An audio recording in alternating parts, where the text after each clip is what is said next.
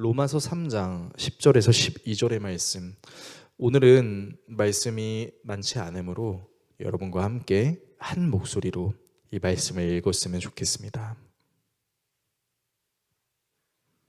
다 찾으신 줄로 알고 하나님 말씀 읽겠습니다.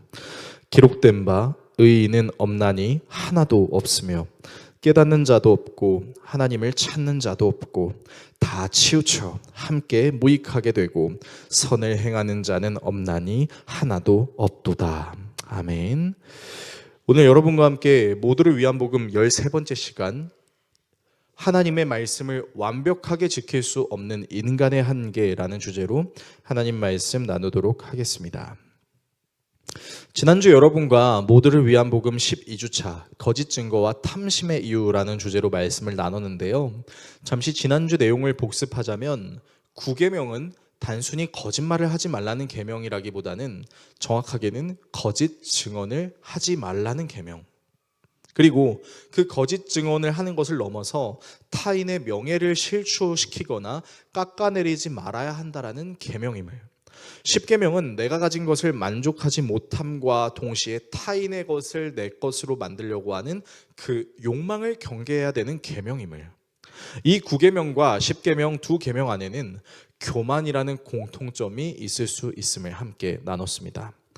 오늘은 여러분과 하나님께서 하나님의 사람들에게 주신 이 10가지 계명이라는 율법을 과연 우리가 다 지킬 수 있는지에 대해서 생각하는 시간을 가지려고 합니다. 여러분은 과연 하나님께서 주신 이 10계명의 모든 부분을 다 완벽하게 지킬 수 있다라고 생각하시나요? 어떤 분들은 그래도 내가 열심히 율법을 지키려고 하면 어느 정도는 지킬 수 있는 거 아닌가요? 라고 말씀하실 수 있을 것이고, 또 어떤 분들은 아무리 열심히 지키려고 노력해도 절대 완벽하게 지킬 수 없는 것 같아요 라고 말할 수 있는 분들도 계실 겁니다. 성경이 우리에게 분명하게 이야기하는 것은 완벽하게 하나님의 형상을 닮게 창조된 최초의 인간이었던 아담이 하나님의 말씀에 불순종함으로 하나님의 형상이 훼손되기 시작했고, 아담의 후손인 모든 인간은 하나님의 형상이 훼손된 채로 이 땅에 태어났다라는 것이죠. 이런 성경의 내용을 토대로 우리는 하나님께서 주신 완벽한 율법을 절대로 완벽하게 지킬 수 없다라는 것을 지식적으로는 알 수 있을 것입니다. 그러면 어떤 분들은 이렇게 생각할지도 모르겠어요. 아니, 완벽하게 지키지도 못할 율법을 도대체 하나님이 왜 주신 것이지? 하나님이 만드신 사람을 골탕 먹이시려는 건가? 라는 생각을 할 수 있을 것입니다. 그래서 우리는 하나님께서 주신 율법의 역할이 무엇인지를 좀 정확하게 알 필요가 있는데요. 사도 바울이 로마 교회 성도들에게 율법의 역할에 대해서 편지로 이렇게 말해준 적이 있었습니다. 화면에 보시면요. 그러면 우리가 무엇이라고 말을 하겠습니까? 율법이 죄입니까? 그럴 수 없습니다. 그러나 율법에 비추어 보지 않았다면 나는 죄가 무엇인지 알지 못하였을 것입니다. 율법에 탐내지 말아라 하지 않았다면 나는 탐심이 무엇인지를 알지 못하였을 것입니다. 라는 말씀이죠. 그러니까 사도 바울은 율법을 통해 내 죄가 무엇인지를 알 수 있다라고 말하고 있습니다. 즉, 율법은 죄를 깨닫게 하는 하나님의 은혜라는 것이죠. 여러분이 아시다시피 바울은 바리새인 중에 바리새인이었으며 최고의 율법 선생이었던 가말리엘의 가르침을 받았던 사람이었고, 누구보다 율법을 잘 지키려고 애쓰는 삶을 살았던 사람이었습니다. 그랬던 사람이 예수님을 믿으면서 하나님께서 율법을 주신 명확한 이유를 깨닫고 이렇게 말하는 것이죠. 따라서 우리는 하나님이 주신 말씀으로 우리의 죄를 깨달을 수 있을 뿐만 아니라 사실 하나님의 말씀을 완벽하게 지킬 수 없는 인간이라는 사실 또한 알 수 있습니다.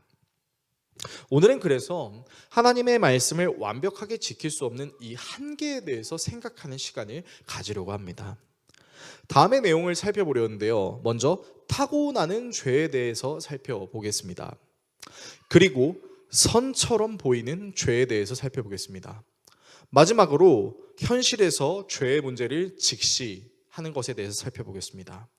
타고나는 죄, 선처럼 보이는 죄, 현실에서의 죄의 문제 직시, 이 내용들을 살펴본 후 기도하겠습니다. 첫 번째, 타고나는 죄입니다. 인간이 이 세상에서 태어나서 부모님에게, 가족, 친지들에게, 친구들이나 공동체원들이나 직장 상사들에게 가장 많이 들을 수 있는 말이 있다면 무엇일까요? 여러 가지 말들이 있을 수 있겠지만 오늘 여러분과 생각해 보고 싶은 말은 바로 뭐뭐 하지 마라는 말입니다. 우리는 이 말을 인생의 모든 발달 단계에서 들을 수 있습니다. 영유아기 때도요, 뭐뭐 하지 마라는 말을 듣고요. 아동기 때에도 그거 하면 안 돼, 하지 마라는 말을 듣고요. 청소년기 때도 역시 하지 말라는 말을 많이 듣고요. 청년기에도, 장년기에도, 심지어 노년기에도 하지 말라는 말을 굉장히 많이 듣습니다. 그래서 우리가 지혜롭게 살기 위해서 필요한 건 무엇을 해야 되는지 아는 것도 중요하지만 반대로 우리가 무엇을 하지 말아야 할지를 아는 것도 중요하다고 말하는 것처럼 모든 인간들은 그 발달 단계에서 하지 말라는 말을 정말 많이 들어요. 이 하지 말라는 말을 많이 듣는다는 것은 인간의 모든 그 생애의 순간에는 하지 말아야 할 것을 하고 싶어하는 마음이 있을 수 있다라고도 말할 수 있을 것입니다. 하지 말아야 할 것을 하고 싶어하는 이 마음에 대해서 우리는 다른 말로는 죄라고도 할 수 있겠죠. 조금 더 이 부분에 세밀하게 좀 다가가 봅시다. 자, 분명 사람은 태어날 때부터 계속 뭐뭐 하지 말아라 라는 말을 계속 듣습니다. 그렇다는 것은 사람은 죄를 학습하지 않아도 죄를 지을 수 있다는 말이 될 수 있는 것이죠. 지구상에 존재하는 그 어떤 사람들도 자신이 속해 있는 주변 모든 환경의 사람들에게 너 죄 지어도 돼, 마음껏 죄 지어, 죄를 지으라고 라는 말을 들은 적은 없을 것입니다. 제가 감히 함부로 단언하자면 아마 죄를 지으라고 말하는 사람이 있다면 그 사람은 어딘가 생각이나 감정이 고장나지 않고서는 그렇게 말할 수 없을 것입니다. 왜냐면요, 죄를 짓는 것은 스스로를 상하게 할 뿐만 아니라 타인에게 피해를 주는 결과를 낳을 수 있기 때문이죠. 그래서요, 우리는 놀랍게도 죄를 학습하지 않습니다. 죄를 배우려고 하지 않습니다. 그런데 말입니다, 사람은 죄를 학습하지 않아도, 죄를 배우지 않아도 죄를 지을 수 있다는 것입니다. 저는 제 사랑하는 아들 가온이에게 단언컨대 한 번도 가온아, 거짓말을 해도 돼라고 말해본 적이 없습니다. 오히려 가온이가 거짓말을 하면 저는 호되게 혼을 냅니다. 그럼에도 불구하고요, 제 아들 가온이는 생각보다 거짓말을 잘합니다. 오늘도 하교를 위해서 가온이를 데리러 가는 길에 이제 가온이 가방을 뒤졌는데 그 가방 속에 치약과 칫솔과 컵이 그대로 있었어요. 그래서 가온이한테 물어봤습니다. 가온아, 너 양치했니? 라고 물어보니까 가온이가 뭐라고 얘기했을까요? 했어요. 당연히 했죠. 라고 얘기를 하는 겁니다. 그래서 제가 그 칫솔물을 슥 만져봤어요. 물기가 있었을까요? 물기가 전혀 없었던 것이죠. 그리고 저는 가온이에게 정색하며 얘기했습니다. 너 왜 아빠한테 지금 거짓말해? 아빠가 모를 줄 알아? 그러니까 가온이가 얼음이 되는 거예요. 너 똑바로 말해. 양치했어 안 했어? 대답을 안 해요. 너 했어 안 했어? 정색하며 표정을 지으니까 그제서야 안 했어요. 왜 안 했는데? 왜 아빠한테 거짓말했는데? 대답을 못해요. 여러분, 사람은요, 누구나 죄를 학습하지 않아도 죄를 지을 수 있습니다. 제 아들 가온이에게 제가 거짓말을 가르쳐 본 적이 이 세상에서 단 한 번도 없었음에도 불구하고 제 아들은 본능적으로 거짓말을 할 수 있습니다.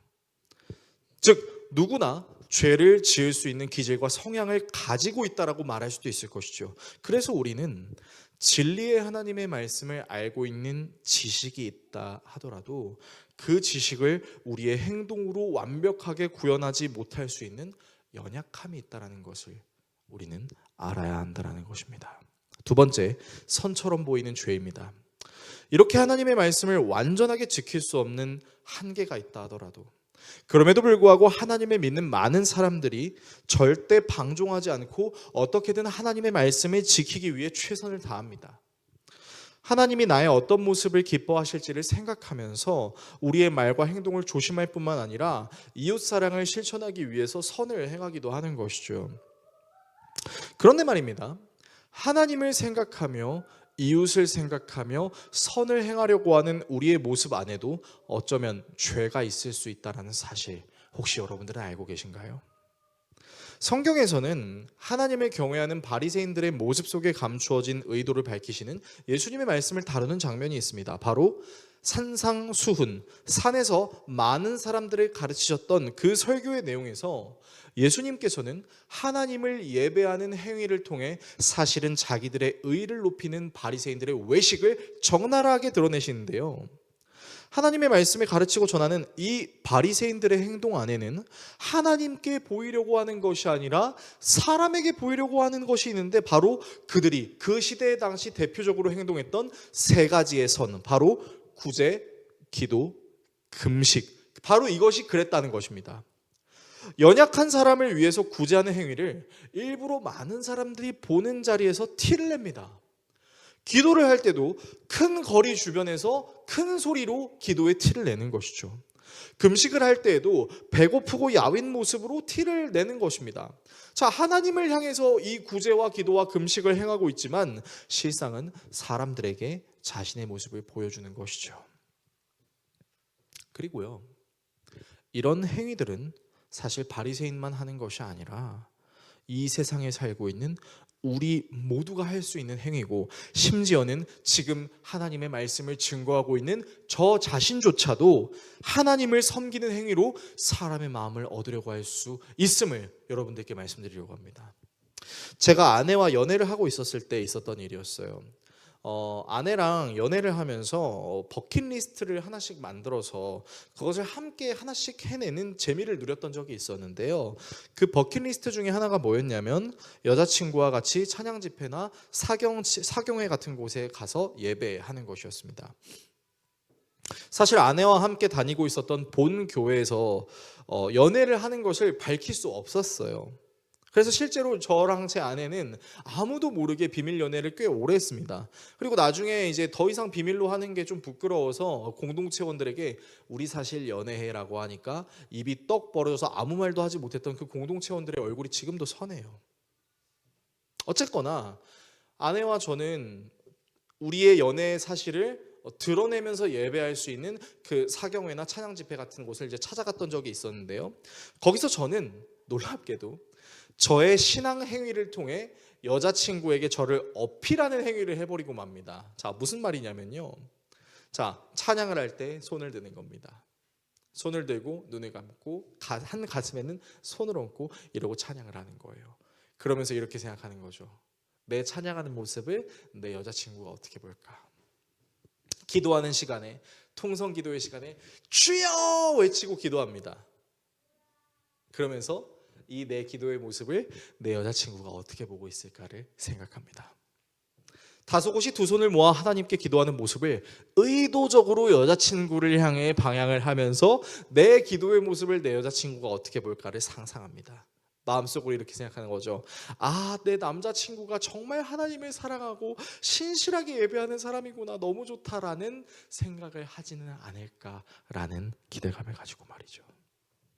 그러니까 여러분, 저는요, 하나님을 예배하는 행위를 통해서 제 여자친구가 저에게 더 호감을 갖게 만들려는 계획을 갖고 있었던 것이죠. 그렇다면 제가 그 집회에서 손을 들며 찬양했던 행위, 주여 삼창을 외치며 기도했던 행위, 가지런히 두 손을 모는 그 행위는 하나님을 예배하는 행위였을까요? 아니면 여자친구가 바라보게 될 멋진 나 자신을 예배하려고 하는 행위였을까요? 비단 연애뿐일까요? 저는 사실 여러분께 하나님의 말씀을 해석하고 적용하는 행위인 이 설교를 하는 시간대마다 사실 정말 두렵습니다. 언제나 제 마음속에는 하나님의 말씀을 잘 해석하고 성도들이 이해하고 적용하기 쉽게 알려드려야 한다라는 선한 사명감을 가지고 있을 뿐만 아니라, 이런 저의 행위를 우리 교회 성도들이 좋아해주고 나를 신뢰해줬으면 좋겠다라는 또 다른 마음이 항상 충돌하고 있기 때문입니다. 제발 좀 이 후자의 마음이 내 마음속에 들지 않았으면 좋겠다라는 마음으로 설교 전 숱하게 기도합니다. 성도들을 만나면서 안녕하세요 성도님 반갑게 인사하지만 마음속에는 하나님 오늘도 하나님이 도와주셔야 돼요라고 계속해서 얘기하고 있어요. 그래서 제 소원이 하나 있어요. 무슨 소원이 있냐면, 우리 성도들이 한 번씩 번갈아 가면서 주의 설교를 해주시는 겁니다. 그리고 제가 회중석에서 성도의 입장으로 예배를 하는 거죠. 네, 저는 박영민 집사님이 한번 설교해 주셨으면 좋겠다라고 생각을 하는 경우도 있습니다. 그리고 제가 박영민 집사님이 설교하시면 아멘! 아멘! 하고 외치고 싶은 막 그런 마음도 있는 거예요. 그렇게 제가 좀 괴로운 때가 있다라는 것이죠. 여러분은 어떠십니까? 우리는 하나님께서 기뻐하시는 그 선을 행해야 한다라는 영적인 의무감을 가지고 있으면서도 사실은 이 의무감을 실천하는 과정 속에서 그 모습이 상대방에게 좋게 비춰지기를 원하기도 하고 상대방이 그런 나를 존중해주고 좋아해주기를 원하기도 합니다. 그리고 그런 것들이 성취되지 않았을 때는 하나님을 위해서 행하는 것임에도 불구하고 실망하는 경우도 있을 수 있는 것이죠. 따라서 실제로 선처럼 보이는 말과 행위를 할 수 있다 할지라도 그 안에 선이 아닌 죄가 있을 수 있는 우리의 연약함을 명심하고 경계해야 할 것을 하나님은 우리에게 말하고 있음을 기억해야 된다는 것입니다. 세 번째, 죄의 문제 직시입니다. 어쩌면 오늘의 설교가 여러분께는 굉장하게 불편하게 들릴 수도 있을 거라는 생각이 들어요. 이미 태어날 때부터 죄를 지을 수밖에 없는 존재로 태어난 것도 억울한데 어떻게든 선을 행하려고 하는 모습 속에서도 죄가 있을 수 있다면 도대체 나보고 뭘 어쩌라는 겁니까? 라는 생각이 들 수 있기 때문이죠. 그래서요, 아이러니한 것은 열심히 신앙생활을 하는 사람들이 시험에 들면 도리어 열심히 하나님을 향해 가까이 갔었던 그 시간들이 무색하게 느껴질 정도로 심각하게 하나님과 멀어지는 경우를 경험하는 때도 있습니다. 그리고 어떤 비그리스도인들은 이런 기독교가 너무 싫어서 치를 떤다라고 말할 수도 있을 것입니다.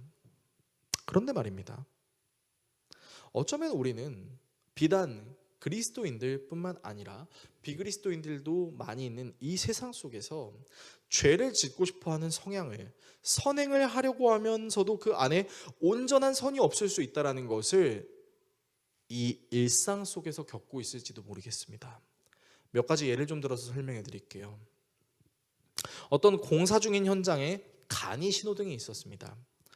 공사 중인 현장이기 때문에 인부들이 돌아다닐 때는 이 간이 신호등을 활발하게 켜서 횡단보도를 활발하게 이용해야 하지만 공사가 시작되기 전이나 공사가 끝난 이후에는 이 간이 신호등이 굳이 있어야 할 필요가 없습니다. 그래서 공사 전이나 후에는 이 신호등을 자동차들이 잘 지키지 않는 것이죠. 자, 그런데 하필 공사가 조금 늦게 끝나버려서 이 인부들이 일반 사람들이 퇴근하는 시간과 겹쳐버리고 만 것입니다. 차량들은 빨리 가고 싶은 마음에 이 간이 신호등을 막 어기기 시작하는 거예요. 그리고 한 차가 어기니까 뒤에 있는 차도 어기고 그 뒤에 있는 차도 어기고 그 뒤에 있는 차도 계속 신호를 어기는 겁니다. 그리고 그것을 마치 기다렸다는 듯이 숨어있던 경찰이 나타나서 신호를 어긴 차량들을 붙잡습니다. 사이렌을 울리고 경광봉을 켜면서 멈추세요, 멈추세요, 차를 잡는 거예요. 그리고 신호 위반하셨죠, 딱지 떼겠습니다 하고 딱지를 뗍니다. 여러분, 그런데요, 딱지를 당하는 사람들이 다 이렇게 얘기하는 겁니다. 나만 신호 어겼습니까? 내 뒤에 있던 사람은요, 내 앞에 있는 사람은 안 잡습니까? 왜 나만 잡죠? 다른 사람들도 다 어겼는데 왜 나만 딱지를 떼는 거죠? 여러분, 이렇게 반박을 하는 거예요. 그런데요, 이 말을 뒤집어서 생각하면요, 다른 사람들도 다 죄를 지으니까 나도 죄를 짓는 거 아닙니까? 라는 논리가 숨겨져 있는 겁니다. 여러분, 이 논리가 과연 옳은 논리라고 할 수 있을까요? 아마 저나 여러분이나 그리고 이 세상에 사는 대부분의 사람들은요, 이 논리가 절대 옳지 않다는 것을 알 수 있을 것입니다. 그럼에도 불구하고 우리는 우리 자신도 모르게 이 논리가 절대적인 것처럼 드러내려고 하는 악한 습성이 있다는 것을 경험한 때가 있었을 것입니다. 왜 나만 갖고 그래? 다른 사람들도 다 그러는데 왜 나만 갖고 그래? 다 똑같은 거 아니야? 라는 생각이 우리 안에 있을 수 있다는 것이죠. 여러분, 선행도 마찬가지죠. 인본주의가 발달하기 시작하고 사람들의 지성이 발달하기 시작하면서 어느덧 선행조차도 철저하게 계산된 행위가 될 수 있다는 것을 사람들이 알기 시작했습니다. 이를테면 연예인들이 기부단체에 기부를 하는 것을 보면서 마음이 베베 꼬이거나 너무 현실주의적인 사람들은 이렇게 말하기도 합니다. 아, 저 사람이, 저 연예인이 큰 금액을 기부하는 거, 그거 나중에 세금 정산할 때 덜 토해내려고 그러는 거잖아요. 물론 베베 꼬인 사람의 말이니까 되게 불쾌할 수도 있는 이 말이요, 사실 실제로 그럴 수 있다는 것을 우리는 다 알고 있습니다. 그래서요, 세상은 차라리 선행을 하더라도 본심을 드러내고 하라고 이야기하기도 합니다. 목적 없는 선행은 없다. 선행도 계획하고 하는 게 안 하는 것보다 낫다라고 말하기도 합니다. 그래서요, 요즘은요, 유튜버들이, 인플루언서들이, 유명한 사람들이 아예 대놓고 얘기해요. 솔직히 까놓고 얘기합니다. 돈 벌고 싶어서 광고합니다. 솔직히 까놓고 얘기합니다. 제가 더 잘 되고 싶어서 이런 거 하는 거예요. 그렇게 얘기해요. 차라리 솔직한 게 낫다라는 그런 논리를 가지고 말이죠. 그리고요, 재미있는 것은 사실 기부라는 것은 엄밀히 말하면 의무는 아닙니다. 아직 우리나라에는 노블리스 오블리주라는 그런 명제가 확연하게 있지는 않습니다. 그럼에도 불구하고 돈을 많이 벌었는데 기부를 하지 않는 연예인들을 사람들이 싸잡아서 욕을 합니다. 근데 되게 웃기는 건 그 싸잡아서 욕하는 사람들이 그러면 1,000원이라도 10,000원이라도 기부했냐라고 누가 묻는다면 그 사람들은 하지 않았다라는 거죠. 이런 상황과 환경들은요, 우리의 삶에서 고통을 유발해 줍니다. 단순히 내가 폭행을 당하거나 억울한 일이나 어려운 일을 당하지 않더라도요, 여러분, 이런 상황이나 환경을 우리가 마주하잖아요. 그럼 머리가 아파요. 세상을 염세적으로 바라보는 시선들이 더욱 커집니다. 우리는 이것을 다른 말로는 때가 묻었다라고 얘기합니다. 그래서 나이를 지그시 먹으신 어른들이 항상 하는 말이 있잖아요. 난 세상에 때가 너무 묻었어. 자라나는 어린아이들을 보면서 너희들은 세상의 때가 좀 덜 묻길 바래. 그렇게 얘기하지 않습니까? 적어도 나 자신에게는 부끄럽지 않게 똑바로 세상을 살아내자고 다짐했던 그 다짐들이 무색하게 느껴질 수도 있는 이 현실은 다른 의미로는 지옥같이 느껴지기도 합니다. 그래서 여러분, 어쩌면요, 이런 죄의 문제는 우리 스스로가 해낼 수 없는 것이 정확한 진리일 수도 있겠습니다. 우리는 하나님의 완벽한 손길을 누렸음에도 불구하고 하나님을 배신했던 아담의 후손입니다. 아담이 자기의 힘으로 하나님께 다가갈 수 없었던 것처럼 우리 역시 스스로 죄의 문제를 해결할 수 없습니다. 그래서 첫 번째 아담 때문에 이 세상의 모든 사람들이 죄를 지을 수밖에 없었기에 우리는 또 다른 아담과 같은 존재가 필요합니다. 바로 완벽한 인간으로서 우리의 모든 죄를 대신 책임져 줄 수 있는 두 번째 아담과 같은 존재가 우리에게 필요한 것이죠. 성경은 그 존재를 가리켜 예수님이라고 이야기합니다. 우리의 죄의 문제를 해결할 수 있는 신은 오직 예수님밖에 없다라는 것을 우리는 성경을 통해서 발견할 수 있다라는 것이죠. 설교를 정리하겠습니다. 사랑하는 성도 여러분, 오늘은 다소 좀 묵직한 내용의 설교였을지도 모르겠어요. 하나님이 우리를 약 올리려고 주신 율법이 아니라 사실은 그 율법을 통해 내가 그 율법을 완벽하게 지켜낼 수 없는 연약함이 나에게 있다는 것을 발견하게 하시는 하나님. 그래서 하나님은 그런 우리에게 사실 하나님을 더 의지하라는 차원으로 예수님을 보내주셨습니다. 그리고 우리는 그 예수님을 잘 알기 위해서 앞으로도 계속 모두를 위한 복음을 계속해서 해 나아갈 거예요. 이 과정들 속에서 제가 여러분들께 부탁드리고 싶은 것은 이 모두를 위한 복음을 우리가 함께 묵상하면서 아, 왜 내가 예수님이 필요할 수밖에 없구나라는 것을 깨닫는 은혜가 있었으면 좋겠습니다. 내가 태어날 때부터 죄를 지을 수밖에 없다라는 것, 내가 심지어는 선한 행위를 하려고 하는 그 말과 마음과 행위조차에도 내 죄가 있을 수 있다는 것은 하나님이 나를 답없게 만들었다는 것이 아닙니다. 그렇기 때문에 나는 하나님이, 예수님이 필요하다는 것을 알려주게 하시기 위함이라는 것이죠. 특별히 열심히 신앙생활을 하고 계신, 생활신앙으로 삶을 살아내고 계시는 성도님들께는 제가 권면드리고 싶습니다. 이 설교는 여러분들이 못하고 있어요라는 것을 지적하기 위한 설교가 아닙니다.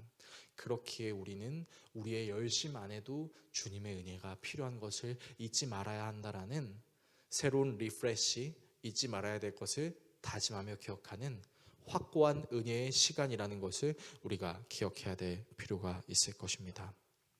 하나님의 율법을 우리는 완전히 지켜낼 수 없습니다. 하지만 이것은 저주가 아니라 우리에게 하나님이 필요하다, 예수님이 필요하다라는 것을 기억하심으로 오늘도 예수님과 함께 여러분들의 죄의 문제의 싸움으로부터 승리할 수 있는 은혜가 있으시기를 예수 그리스도의 이름으로 축원합니다.